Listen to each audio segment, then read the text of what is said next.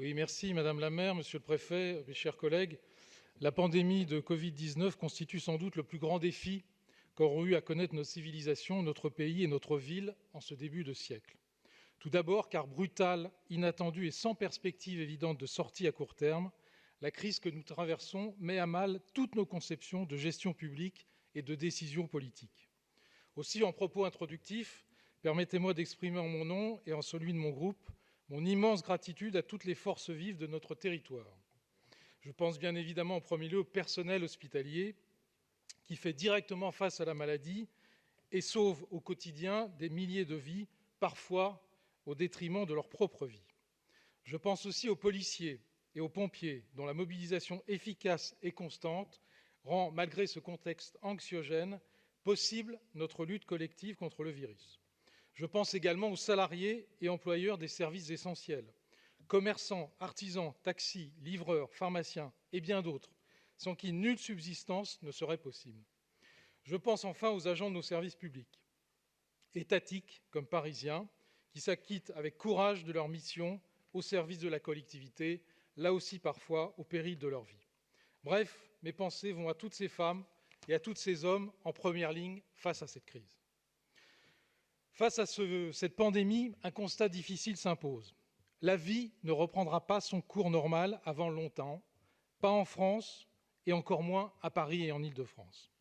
Le territoire parisien se retrouve en effet plus que tout autre exposé. D'une part, parce que sa densité est propice à la propagation du virus au sein d'une région devenue le principal foyer de cette pandémie, avec la région Grand Est.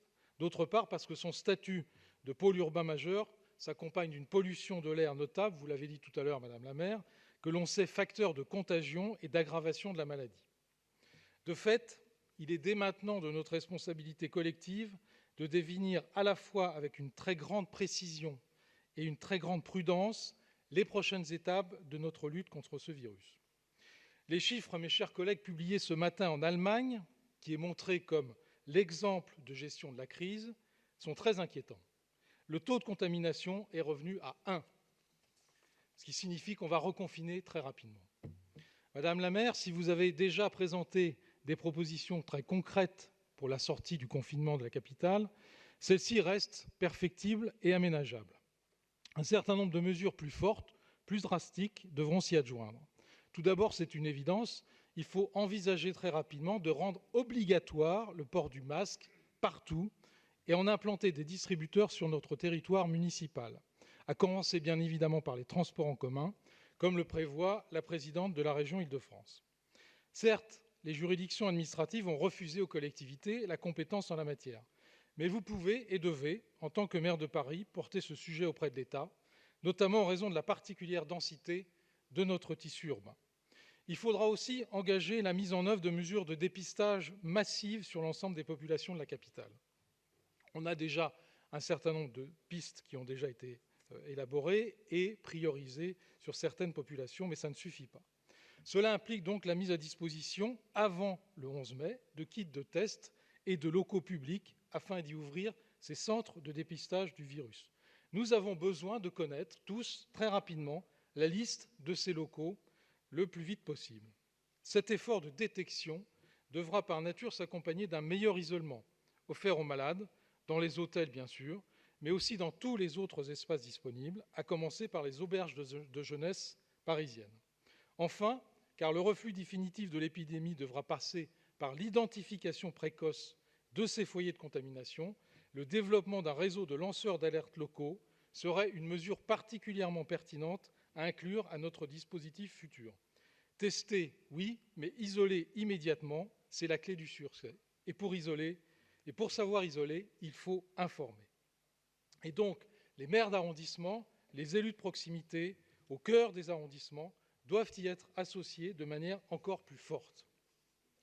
Protéger la santé des Parisiens restera donc bien sûr notre première préoccupation.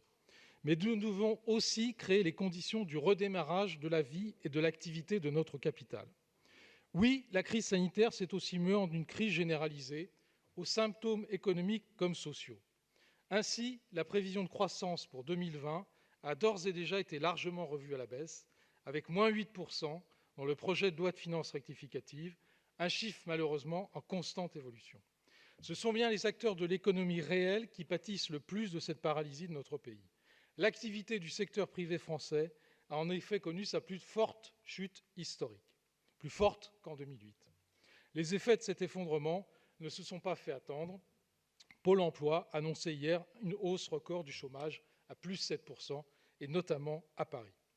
Concernant maintenant Paris, la situation est sans doute tout aussi grave, si ce n'est plus. Difficile d'y voir tout à fait clair néanmoins. Malgré la lettre de cadrage promise par l'exécutif censée nous donner des clés de lecture, nous n'avons aucune visibilité sur les conséquences budgétaires de cette crise à court et long terme. Seule certitude, nos recettes vont baisser car les producteurs de richesses de notre territoire ne pourront plus demain les abonder comme hier, et bien évidemment nos dépenses vont augmenter, c'est parfaitement naturel. Bon nombre de secteurs centraux de notre tissu économique, restauration, tourisme, culture, événementiel, sont à l'arrêt pur et simple, subissant des baisses de chiffre d'affaires allant de 90 à 100%. Pourtant, en réalité, l'enjeu en présence est plus important encore. Absolument toutes les entreprises exerçant leur activité à Paris sont menacées et avec elles leurs employés, dirigeants ou structures partenaires.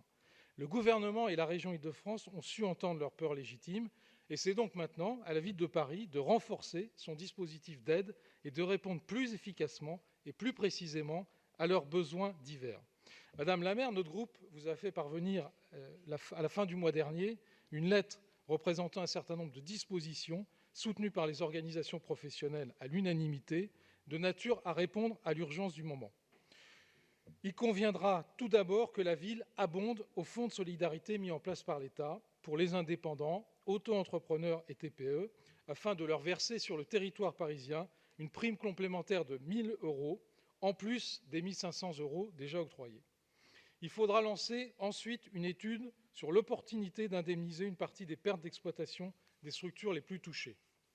De plus, comme l'État, la ville devra vite acter le principe « zéro recette, zéro dépense », dans la limite bien sûr de ses compétences.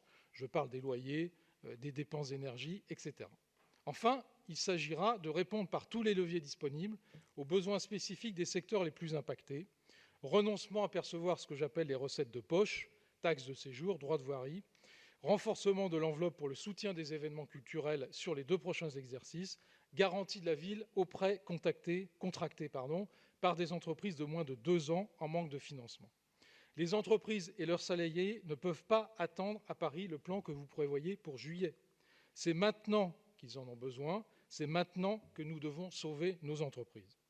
La protection des ménages constitue le second versant d'une politique parisienne d'accompagnement du déconfinement, réellement efficace et à rétablir un semblant de normalité en soutenant chacun de nos acteurs. Dans ce contexte, c'est d'abord par le biais du logement, premier pôle de dépenses pour une large majorité des foyers de la capitale, qu'il faudra agir. Déjà largement problématique en temps normal, cet enjeu risque de le devenir encore davantage dans un climat post-confinement marqué par le chômage partiel et une reprise économique extrêmement lente. La ville, via ses bailleurs sociaux, se doit donc de permettre à ses locataires particuliers de passer le cap de la crise, 20 à 25% risquant à terme de ne plus pouvoir payer leur loyer. L'exécutif parisien a déjà eu l'occasion de s'exprimer sur ce sujet via Ian Brossat, et hier, nous avons reçu des indications plus précises. Soyons clairs, il faut aujourd'hui réduire le loyer de tous les locataires du logement social à hauteur de leur baisse du pouvoir d'achat, perdu, et étaler ce qui n'aura pas pu être payé sur les mois suivant la sortie de crise. C'est une mesure de bon sens, de bonne gestion et de justice sociale. Si vous percez 16% de votre salaire, quand vous êtes au chômage partiel, votre loyer devra diminuer d'autant. J'attends donc des bailleurs sociaux de la ville une véritable charte d'engagement écrite, négociée avec les associations de locataires.